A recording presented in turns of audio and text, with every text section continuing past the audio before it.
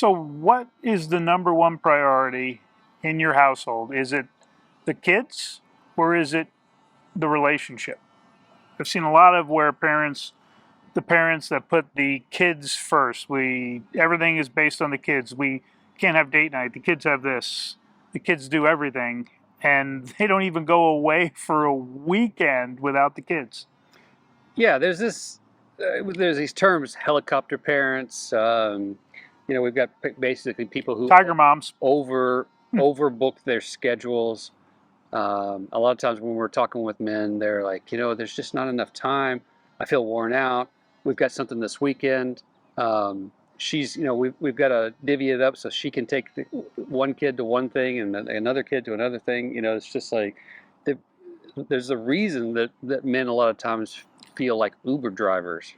My son 1 year wanted to do football, baseball, and soccer in the fall. And I remember telling him, pick two. And I was never so grateful when he decided to let soccer go, because that was year round. That shit never ended. He was on a competitive team. And the reality is we as parents have to give that kind of input that you can't do 5 things during the school year.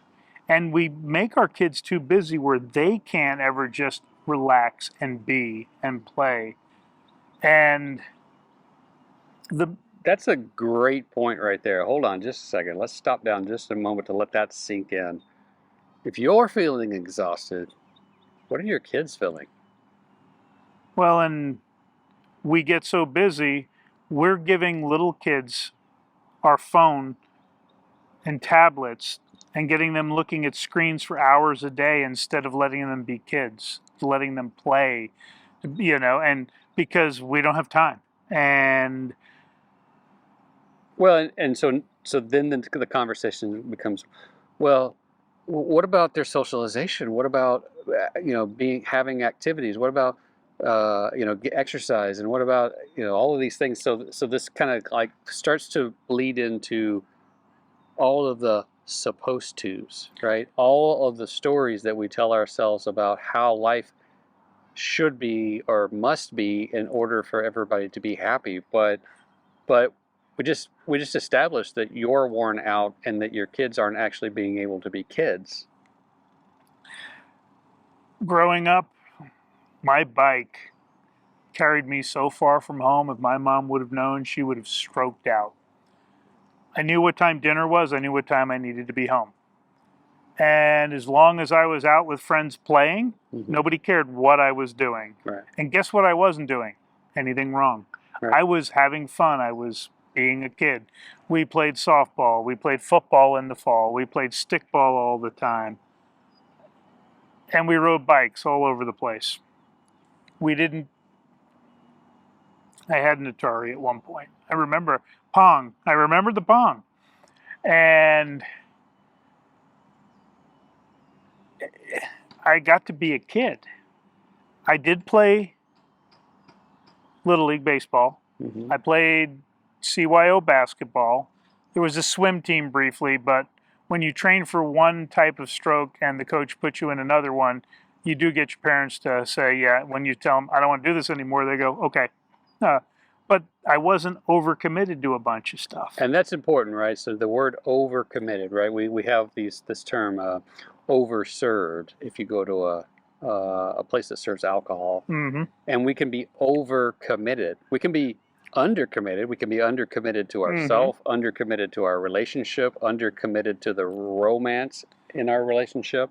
We can be undercommitted to our own personal happiness. If you are overcommitted to being busy, you are undercommitted to your relationship, because in the ideal situation, I would say 1 long vacation a week and 2 weekends away with your partner.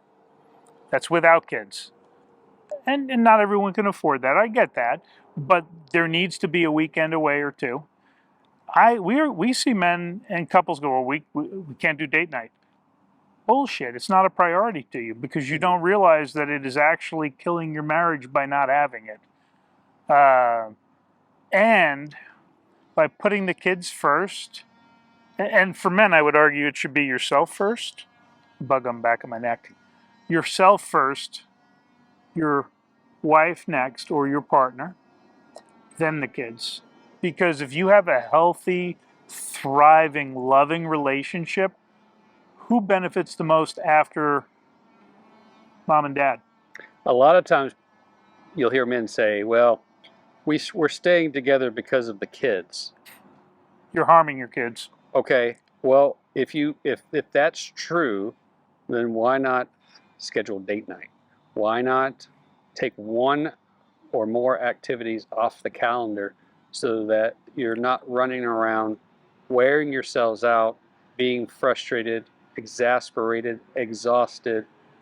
If it's really about ensuring the best for the kids, then don't wait until the relationship is on its ragged edge and implodes. Be healthy. And it's not a zero-sum game. So much like date night, you need one night a week, one afternoon activity with your buddies. And very often we hear, well, I can't do that. Well, again, we know that's not true. But so you start doing it. We have wives who will shame them. What about me? And then they get to, even if you create the time, sometimes then they don't take advantage of it. They don't go out. And they may complain. They may try to shame you. And that's okay. If you're doing the right thing, you don't have to accept that. And you could just say, you've got Friday nights that you can go out.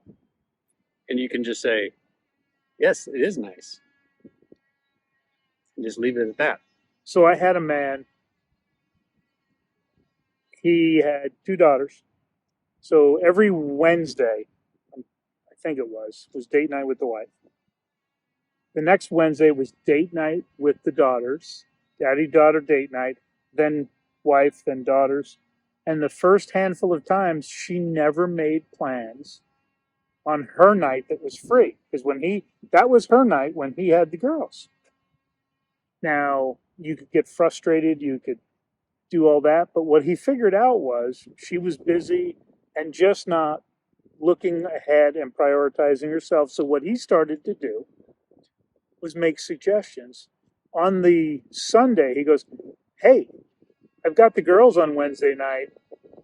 You know, if you're thinking maybe paddle boarding or something with your friends, the weather's going to be perfect because he's looked at the forecast. And she'd go, oh, that's right. That's coming up. And then she'd start, and he got her into the habit. And he didn't tell her to make plans. He didn't, but he just kind of was like, hey, it's daddy daughter date night Wednesday. I'm going to be gone. You got the night to yourself. Sparked the thought. Boom. Then she started getting into that. And so you can do all of it. It's not a zero-sum game. And quite honestly, you can make excuses for why you can't, or you can do what needs to be done and prioritize yourself. You can have excuses or results. You can't. They're mutually exclusive. So here's how you're going to prioritize yourself right now. Here's how you're going to take action to make changes in your life so that you can experience something different, so that you can have a healthier relationship, so that you can stop being exhausted and hopefully avoid divorce. There's a link in the description below. Click that link, reach out to us, set up a call. Let's have a conversation. Let's talk about what's going on in your world. And we're not going to tell you what to do or what you shouldn't do or help you plan your calendar, but we are going to listen, ask questions, and help you surface your own answers so that you can create the life that you want to live. And that's the key. You have to be intentional about creating what you want. All right, brothers. Love you guys. Have a great day.